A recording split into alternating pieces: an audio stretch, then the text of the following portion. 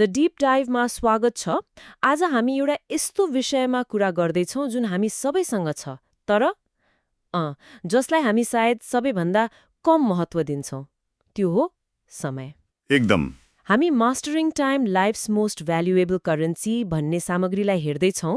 हाम्रो आजको लक्ष्य के हो भने समय किन पैसाभन्दा पनि महत्त्वपूर्ण छ भनेर बुझ्ने अनि यसलाई खेर जानबाट कसरी जोगाउने भन्ने केही तरिकाहरू पत्ता लगाउने हो। एकदमै महत्त्वपूर्ण विषय। एउटा प्रश्नबाटै सुरु गरौँ न त है। सोच्नुहोस् त, कसैलाई भोलि बिहान 1 करोड रुपैयाँ दिने रे, तर शर्त एउटै, भोलिको बिहान देख्न नपाउने। कोही तयार होला त? पक्कै हुँदैन। हुँदैन। यसले के देखाउँछ भने त्यो भोलिको बिहानको मूल्य 1 करोड भन्दा कति धेरै रहेछ, हैन? हो नि। अनि यो सामग्रीले पनि जीवन खेर फाल्नु हुँदैन भन्छ, तर केन्द्रमा चाहिँ समय नै छ। र आजको यो हाम्रो विमर्शमा नि हामी यही समयको अमूल्य स्वभावलाई अझ गहिरिएर बुझ्ने कोसिस गर्नेछौँ। हामी किन कसरी समय खेर फाल्छौँ भन्ने कुरा पनि हेर्छौँ। अनि सबैभन्दा महत्त्वपूर्ण, यो सामग्रीले सुझाएको एउटा विधि छ, टाइम बक्सिङ, त्यसको बारेमा पनि विस्तृत कुरा गर्नेछौँ। ल, त्यसो भए सुरु गरौँ समयको यही अतुलनीय मूल्यबाटै। यो सामग्रीले जीवन र समयको सम्बन्धलाई कसरी जोडेको छ? आखिर जीवन समयमै त बित्ने हो नि, होइन र? समय रोकिए त सक्यो? हो त। जस्तै यसमा लेखिएको थियो 2025 सालको पनि 2 महिना गइसकेछ। समय त सबैको लागि बराबर बित्छ, धनी गरिब सबैको लागि। तर वर्षको अन्त्यमा हेर्दा नतिजा किन फरक? इलोन मस्क जस्ता मान्छे हफ्तामा 120 घण्टा काम गर्छन् रे, त्यही 24 घण्टा उनीहरूसँग पनि। हो, समयको यही त विशेषता हो। यो निरन्तर बगिरहन्छ, सबैका लागि समान। अथर्ववेदमा पनि भनिएको छ नि, समयलाई एकदम तेज दौड्ने, कसैलाई नपर्खिने घोडासँग तुलना गरिएको छ। यो यस्तो चिज हो जुन किन्न सकिँदैन, साट्न सकिँदैन। घुमेको पैसा त कमाउन सकिएला, हैन? स्वास्थ्य पनि सुध्रेला, तर बितेको एक पल त्यो फर्किन्न। हामी हिरा सुनलाई कति बहुमूल्य भन्छौँ, तर त्यो त पैसा भए किन्न सकिन्छ, समय सकिँदैन। यो साँच्चै अमूल्य छ। अनि त्यो सामग्रीमा त्यो टोनी स्टार्कको आइरन म्यानको बुवा हवार्ड स्टार्कको कुरा छ नि। उहाँले भन्नुभएको छ अरे, संसारको कुनै पनि धनले समयको 1 सेकेन्ड किन्न सक्दैन। कस्तो गहिरो कुरा हो त नि। अनि अर्को एउटा रोचक कुरा छ, हामी सबैलाई हरेक दिन 86,400 सेकेन्ड मिल्छ अरे, हरेक दिन। यो कस्तो भने हरेक बिहान खातामा पैसा जम्मा भए जस्तो। तर शर्त के? आजको आजै खर्च गर्नुपर्छ, भोलिलाई साँच्न मिल्दैन। अब प्रश्न उठ्छ, हामी यो 86,400 सेकेन्ड, यो समय मुद्रा कसरी खर्च गर्दैछौँ त? हिसाब छ? यो समय नै मुद्रा हो भन्ने सोच नै एकदम शक्तिशाली छ। अझ यसलाई लगानीको नजरबाट हेर्नुपर्छ। सामग्रीले के भन्छ भने हामी अक्सर पैसा कमाउन दौडिन्छौँ, तर पैसाको पछि लाग्दा समय सधैँ हामीसँग नहुन सक्छ। तर यदि हामीले समयलाई ठिक ठाउँमा लगानी गर्यौँ भने पैसा आफै आउन सक्छ।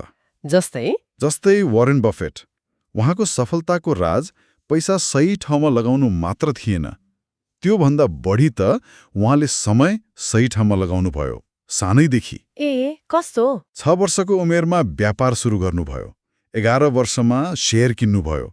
यो के हो त? समयको लगानी हो, जसले पछि गएर कम्पाउन्डिङ ब्याज जस्तै ठूलो प्रतिफल दियो। उहाँले आफ्नो ज्ञान बढाउन समय लगाउनु भयो। समयको लगानी कति महत्त्वपूर्ण कुरा। तर यति मूल्यवान भएर पनि हामी किन समय खेर फाल्छौँ त? हामी सबैले अनुभव गरेकै कुरा हो यो। सामग्रीले 2टा मुख्य कारण औँल्याएको छ। के रहेछन्? पहिलो, ऊर्जा वा जागरको कमी, अल्छी लाग्नु, केही गर्न मनै नलाग्नु। दोस्रो, स्पष्ट लक्ष्य नहुनु अनि टालटुल गर्ने बानी, भोलि गरौँला नि भन्ने सोच। त्यो भोलिवाद हो नि। कबीरदासको दोहा थियो नि, काल करे सो आज कर। तर आजकल त ठट्टामा भन्छन्, आज करे सो कल कर, कल करे सो पर्सो। यो बानीले त्यो तेज घोडा समयलाई कसरी पछाडि पारिरहेको छ पत्तै नपाई हरेक भोलिले आजको मौका गुमाइरहेको हुन्छ। हो, अनि यो टालटुल गर्ने बानीलाई झन बढावा दिने काम केले गर्छ त? आजकलका आधुनिक कुराहरूले, खास गरी मनोरञ्जनको यो जुन बाढी आएको छ नि, सामग्रीमा डाक्टर इसरार अहमदको एउटा भनाइ छ, यदि कुनै समाजलाई बिगार्नु छ भने युद्ध चाहिँदैन रे, केवल उनीहरूमाझ तुच्छ कुरा र अनावश्यक इच्छाहरू फैलाइदिए पुग्छ। यो त डरलाग्दो कुरा हो। यसको उदाहरण इतिहासमा पनि छ। त्यो रोमन साम्राज्यको ब्रेड एन्ड सर्कस, रोटी र तमासा। सुनेको छु। शासकहरूले जनतालाई सित्तैमा खाना दिने अनि रङ्गशालामा खेल देखाएर भुलाउने, ताकि उनीहरूले देशको खास समस्याबारे प्रश्न नसोधुन्। अनि त्यो ब्रेड एन्ड सर्कस त आज झन् सान्दर्भिक होला नि। त्यही त। त्यो बेलाको सर्कस रङ्गशालामा थियो, आजको सर्कस हाम्रो हातमा छ, मोबाइल फोनमा। सामाजिक सञ्जाल, ओटिटी भिडियोहरू, त्यो स्क्रोल गर्दा कति समय जान्छ पत्तै हुँदैन। हो। तर सामग्रीले के भन्छ भने मनोरञ्जन आफैमा खराब होइन, आराम पनि चाहिन्छ, रमाइलो पनि चाहिन्छ। तर जब यो मनोरञ्जन चाहिँ आफ्नो जिम्मेवारीबाट भाग्ने, वास्तविकता भुल्ने बाटो बन्छ नि, तब समस्या हो। हो, त्यहाँनिर समस्या छ। अनि यसको मूल्यको बारेमा सामग्रीले एउटा गम्भीर प्रश्न उठाएको छ। सोचौं त, यदि फेसबुक, इन्स्टाग्राम, नेटफ्लिक्स चलाएको पैसा तिर्नुपर्ने भए, कति पैसा? मानौ महिनाको 1 लाख, 10 लाख वा वर्षको 20 करोड, के हामी यसरी नै घण्टौं बिताउँथ्यौं? बिताइदैन थियो होला। त्यही त, अहिले हामी पैसा तिरिरहेका छैनौं, तर त्यो भन्दा कैयौं गुणा मूल्यवान आफ्नो समय तिरिरहेका छौं, सित्तैमा जस्तो मानेर। एकदम गहिरो कुरा हो यो। हामीले सित्तैमा पाए जस्तो लाग्ने कुराको मूल्य समयको रूपमा तिरिरहेका छौं। यसलाई अर्को तरिकाले हेरौँ न, मानौ कोही 8 घण्टा काम गरेर दिनमा केही पैसा कमाउँछ। उसको 1 घण्टा समयको एउटा आर्थिक मूल्य त भयो नि। भयो। अब यदि उसले 3 घण्टा फिल्म हेऱ्यो वा सोशल मिडियामा बितायो भने के उसले त्यो 3 घण्टाको मूल्य बराबरको केही पायो त? सन्तुष्टि, ज्ञान, लाभ? यो प्रश्न आफैलाई सोध्नु पर्यो। समय खेर जानुको अर्को कारण के भनेको छ सामग्रीले भने स्पष्ट र सान्दर्भिक लक्ष्य नहुनु। लक्ष्यकै अभाव। यसलाई बुझाउन एउटा रमाइलो उदाहरण छ, गाडीको पछि दौडिने कुकुरको। कुकुर गाडी देख्ने बित्तिकै भुक्दै दौडिन्छ, तर गाडी रोकिएपछि ऊ अलमल्ल पर्छ। किन दौडेको, के गर्ने थाहै छैन। ओहो त नि। धेरै मान्छेको जीवनको दौड पनि यस्तै हुन्छ रे। अरूको देखासिखीमा, समाजको दबावमा कुनै लक्ष्यको पछि लाग्छन्, तर त्यो पाएपछि वा बीचमै पुगेपछि लाग्छ, यो त मेरो लागि होइन रहेछ, मलाई त यसमा रमाइलो नै लागेन। किनभने त्यो लक्ष्य उसको आफ्नो भित्री इच्छा, उसको मूल्य मान्यतासँग जोडिएको थिएन, सान्दर्भिक थिएन। हो, लक्ष्य नै गलत भएपछि त समय र शक्ति दुवै खेर गयो नि। त्यही त। जब हामीलाई कुनै काम किन गर्दैछौँ भन्ने थाहा हुँदैन वा त्यो काम अर्थपूर्ण लाग्दैन नि, तब अल्छी लाग्छ, टालटुल गर्ने बानी बस्छ। त्यसैले समयको सही प्रयोगको पहिलो पाइला नै के हो त? स्पष्ट, अर्थपूर्ण र आफ्नो लागि सान्दर्भिक लक्ष्य बनाउनु। ठिक छ, हामीले समय किन मूल्यवान छ, किन खेर फाल्छौँ भन्ने बुझ्यौं। अब समाधान के त? समयलाई कसरी नियन्त्रण गर्ने? सामग्रीमा केही प्रेरणादायी उदाहरणहरू छन् जसले समयको महत्त्व बुझेका थिए। जस्तै महात्मा गान्धी डान्डी मार्चमा जाँदा बाटोमा एकजना रिपोर्टरसँग भेट भएछ, तर उहाँ कुरा गर्न रोकिनु भएन रे, हिँड्दै कुरा गर्नुभयो, समय खेर फाल्नु भएन। अब्राहम लिङ्कनको कथा पनि छ। एकदम गरिब परिवारमा हुर्केका, तर एकैचोटि खेती गर्ने, पसलमा काम गर्ने अनि राति आफै पढेर वकिल बने अनि राष्ट्रपतिसम्म। कस्तो सङ्घर्ष! उहाँले हरेक मिनेटको उपयोग गर्नुभयो। अनि अहिलेको समयको हेर्ने हो भने वारेन बफेट र बिल गेट्सको त्यो भेटको कुरा छ नि। त्यो त सुनेको छु। बिल गेट्स सुरुमा बफेटलाई भेट्न खासै इच्छुक थिएनन् रे। शेयर बजारको मान्छेसँग के कुरा गर्नु भन्ने लागेको थियो रे। हो र। तर भेटेपछि जब बफेटको क्यालेन्डर देख्यो जुन मिनेटमा योजना बनाइएको थियो, उनी छक्क परे। गेट्सले पछि भनेका छन्, त्यो भेटबाट उनले समयको महत्त्व र त्यसलाई व्यवस्थापन गर्ने तरिका सिके। यसले के देखाउँछ भने सफल मान्छेहरू समयलाई कति गम्भीरतापूर्वक लिन्छन्। यी उदाहरणले त समय व्यवस्थापन कति जरुरी छ भन्ने देखाउँछ। तर कसरी गर्ने त? सामग्रीमा 100 भन्दा बढी प्रोडक्टिभिटी ह्याक्स छन् रे, जस्तै 2 मिनट रुल। 2 मिनटभन्दा कम लाग्ने काम तुरन्त गर्ने। हो, अनि खानपानमा ध्यान दिने, नाइ भन्न सिक्ने 80-20 नियम। त्यो पनि महत्त्वपूर्ण छ। 80% नतिजा 20% कामबाट आउँछ भन्ने। हो, तर यी सब मध्ये हार्वर्ड बिजनेस रिभ्यूको एउटा लेखलाई आधार मानेर यो सामग्रीले एउटा विधिलाई चाहिँ सबैभन्दा प्रभावकारी भनेको छ। त्यो के हो? त्यो विधि हो टाइम बक्सिङ। Time boxing. हो, इलोन मस्क, बिल गेट्स जस्ता मान्छेले पनि यस्तै विधि प्रयोग गर्छन् भनिन्छ। तर यो के हो त? यो बुझ्नु अघि हामीले सामान्यतया बनाउने टु डु लिस्ट किन काम गर्दैन भन्ने बुझ्न जरुरी छ। हो त नि, हामी सबैले बनाउँछौँ नि त्यो लिस्ट, दिन सुरु गर्दा, हप्ता सुरु गर्दा, तर पनि काम किन सकिँदैन? किन महत्त्वपूर्ण काम छुट्छ? त्यसका केही कारण छन्। पहिलो, लामो लिस्ट देखेरै आत्तिन्छ मान्छे। कहाँबाट सुरु गर्ने अलमल हुन्छ। हो। दोस्रो, हाम्रो बानी के हुन्छ भने सजिलो, छिटो सकिने काम पहिला गर्छौं ताकि लिस्ट छुट्टिएको देखियोस्, केही गरेँ भन्ने लागोस्। टिक लगाउन पाइयोस् भनेर। हो, अनि गाह्रो तर महत्त्वपूर्ण काम चाहिँ पछि सर्दै जान्छ, टालिन्छ। हो त नि। तेस्रो, त्यो लिस्टमा काम त हुन्छ तर त्यो गर्न कति समय लाग्छ भन्ने अनुमान हुँदैन, अनि कहिले गर्ने भनेर समय पनि छुट्याइएको हुँदैन। त्यो केवल इच्छाको सूची जस्तो मात्रै हुन्छ धेरै जसो।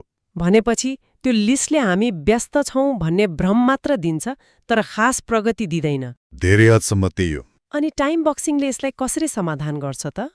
टाइम बक्सिङले लिस्ट बनाउने तरिका नै बदल्छ। यो के गर्ने भनेर लेख्ने मात्र होइन, हरेक कामलाई निश्चित समयको बाकस टाइम बक्समा हालेर क्यालेन्डरमै राख्ने हो। क्यालेन्डरमा कसरी? जस्तै तपाईले बिहान 9 देखि 9:45 सम्म 45 मिनेट इमेल हेर्ने भनेर क्यालेन्डरमा ब्लक गर्नुभयो। त्यो 45 मिनेट त्यही कामको लागि भयो। अनि 9:45 देखि 10 सम्म 15 मिनेट ब्रेक। फेरि 10 देखि 12 सम्म 2 घण्टा रिपोर्टको पहिलो ड्राफ्ट लेख्ने। यसरी हरेक कामको लागि समय नै तोक्ने हो। दिनको हरेक समय खण्डलाई केही न केही काम वा आरामले भर्ने। सामग्रीमा के भनिएको छ भने हाम्रो सबैभन्दा धेरै समय कहिले खेर जान्छ? कहिले? जब हामीसँग खाली समय हुन्छ तर के गर्ने भन्ने योजना हुँदैन, फुर्सदमा। हो त नि। टाइम बक्सिङले त्यो फुर्सदलाई पनि उद्देश्य दिन्छ, चाहे त्यो आराम गर्ने उद्देश्य नै किन नहोस्। यसले अब के गर्ने भनेर सोचिरहनु पर्ने झन्झट पनि कम गर्छ। यो त निकै व्यवस्थित तरिका रहेछ, तर यसरी हरेक मिनेट योजना बनाउँदा अलि कस्तो होला? एकदम मेसिन जस्तो लचिलोपन हुँदैन कि? यो प्रश्न एकदम सही हो। तर टाइम बक्सिङको मतलब हरेक सेकेन्डको हिसाब राख्नु होइन। मुख्य कुरा हो आफ्नो समयको नियन्त्रण लिनु र प्राथमिकता छुट्याउनु। महत्त्वपूर्ण कामलाई ठूलो टाइम बक्स दिन सकिन्छ, बीचमा खाली समय वा लचिलो बक्स पनि राख्न सकिन्छ अचानक आउने कामको लागि। हुन्छ। अनि रचनात्मक कामको कुरा गर्दा कतिपयले त के भन्छन् भने निश्चित समय सीमा र संरचनाले उल्टे रचनात्मकता बढाउन मद्दत गर्छ, किनकि फोकस बढ्छ। तर यो विधि काम गर्नको लागि तपाईले जुन कामलाई बक्समा हाल्दै हुनुहुन्छ नि, त्यो लक्ष्य आफैमा स्पष्ट हुनु पर्यो, सही हुनु पर्यो। र यहाँनिर आउँछ स्मार्ट लक्ष्यहरूको कुरा। स्मार्ट लक्ष्य? यो त सुनेको हो। यसलाई टाइम बक्सिङसँग कसरी जोड्ने? स्मार्ट भनेको के हो फेरि भन्नुस् न। हुन्छ। टाइम बक्सिङ राम्रोसँग काम गर्न हरेक बक्सभित्रको काम स्मार्ट हुनुपर्छ। स्मार्ट भनेको एस स्पेसिफिक, लक्ष्य एकदम किटान गरिएको हुनु पर्यो। फिट हुनु छ होइन, हप्तामा 3 दिन 30 मिनेट दौडिनु छ। स्पष्ट। एम मेजरेबल, मापन योग्य, प्रगति नाप्न सकिने, कति भयो कति बाँकी यो थाहा पाए मोटिभेसन मिल्छ। जस्तै आज किताबको 2 च्याप्टर सक्छु। ठिक छ। ए अचिभेबल, लक्ष्य चुनौतीपूर्ण होस् तर असम्भव नहोस्, आफ्नो क्षमता र समय अनुसारको। आज 5 पेज लेख्छु, यो प्राप्त गर्न सकिने भयो। आर रेलेभेन्ट, यो सायद सबैभन्दा महत्त्वपूर्ण। त्यो लक्ष्य तपाईको लागि अर्थपूर्ण हुनु पर्यो, तपाईको मूल्य मान्यतासँग मिल्नु पर्यो। सान्दर्भिक काममा मन लाग्छ, टालटुल कम हुन्छ। हो नि, त्यो कुकुरले गाडी खेदे जस्तो हुनु भएन। हो, अनि अन्तिममा टी टाइम बाउन्ड, हरेक कामको लागि समय सीमा तोकिएको हुनु पर्यो। कहिले सुरु गर्ने, कहिले सक्ने। टाइम बक्सिङको त आधारै यही हो। भनेपछि पहिला स्मार्ट लक्ष्य बनाउने, अनि त्यसलाई टाइम बक्सिङ प्रयोग गरेर क्यालेन्डरमा हाल्ने। यसले कुन काम कहिले गर्ने, कति समय दिने भन्ने कुरा छर्लङ्ग हुने भयो। एकदम सही। जब तपाईको क्यालेन्डरमा महत्त्वपूर्ण कामको लागि समय छुट्टाइएको हुन्छ नि, तब अरू कम महत्त्वपूर्ण कुरालाई नै भन्न पनि सजिलो हुन्छ। हो त नि। तपाईँ आफ्नो समयको मालिक बन्नुहुन्छ। सामग्रीमा एउटा भनाइ छ, जसले आफ्नो घरको भित्ताको क्यालेन्डर नियन्त्रण गर्न सक्दैन, उसले बाहिरको संसार पनि नियन्त्रण गर्न सक्दैन। ओहो, यसले के देखाउँछ भने आफ्नो समयको व्यवस्थापन नै सफलताको जग हो र यो सामग्री भन्छ टाइम बक्सिङ यो जग बसाल्ने सबैभन्दा शक्तिशाली तरिकामध्ये एक हो। आजको यो गहिरो कुराकानीबाट हामीले के सिक्यौँ त? मुख्य कुरा समय पैसा भन्दा पनि मूल्यवान छ। यो कहिले फर्किन्न, यसलाई चिन्नु पर्यो, सम्मान गर्नु पर्यो अनि बुद्धिमानीपूर्वक प्रयोग गर्नु पर्यो। हो हामीले समय खेर फाल्ने कारणहरू पनि बुझ्यौँ। जागर नचल्नु, लक्ष्य स्पष्ट नहुनु, टालटुल गर्नु अनि आजकलका यी अनेक कुराहरू। अनि समाधान स्पष्ट स्मार्ट लक्ष्य बनाउने अनि त्यसलाई टाइम बक्सिङ जस्तो विधिले आफ्नो क्यालेन्डरमा उतार्ने, ताकि हामी आफ्नो दिन र जीवनलाई अलि बढी नियन्त्रणमा राख्न सकौँ। हो अनि यो सिकेको कुरालाई व्यवहारमा उतार्न एउटा सानो प्रतिबद्धताले पनि काम गर्छ रे। लेखेर गरेको वाचा पुरा हुने सम्भावना बढी हुन्छ भनिन्छ। त्यसैले सामग्रीले एउटा अभ्यास गर्न सुझाएको छ। कमेन्टमा लेख्न लगाउने, म आफ्नो आउँदो 30 मिनटलाई यति मूल्यवान बनाउने छु कि त्यसको अगाडि 10 लाख पनि फिक्का लागोस्। यो त प्रतीकात्मक कुरा भयो। हो प्रतीकात्मक हो, तर यसले समयको मूल्यप्रति हाम्रो ध्यान तान्छ। एकदमै। ल अब अन्त्यमा एउटा सोचनीय प्रश्न श्रोताहरूको लागि छोडेर जाउँ। हामीले सुरुमा भन्यौँ नि, हरेक दिन 86,400 सेकेन्डको मुद्रा मिल्छ। जसरी हामी पैसाको बजेट बनाउँछौँ, यति कमाउने यति खर्च गर्ने भनेर, के हामीले आफ्नो दिनको समय बजेट बनाउन सक्छौँ होला? समय बजेट हो, त्यो 86,400 सेकेन्डलाई कुन कुन कुरामा कति खर्च गर्ने भनेर योजना बनाउने। जस्तै काम पढाइलाई यति घण्टा, परिवार साथीभाइलाई यति, व्यायामलाई यति, आरामलाई यति अनि केही नयाँ सिक्नलाई यति। हरेक व्यक्तिको आफ्नो व्यक्तिगत समय बजेट कस्तो देखिन सक्ला? यो सोच्नुपर्ने कुरा हो। यही प्रश्नमा विचार गर्दै आजको लागि हामी बिदा लिन्छौँ। फेरि भेटौँला।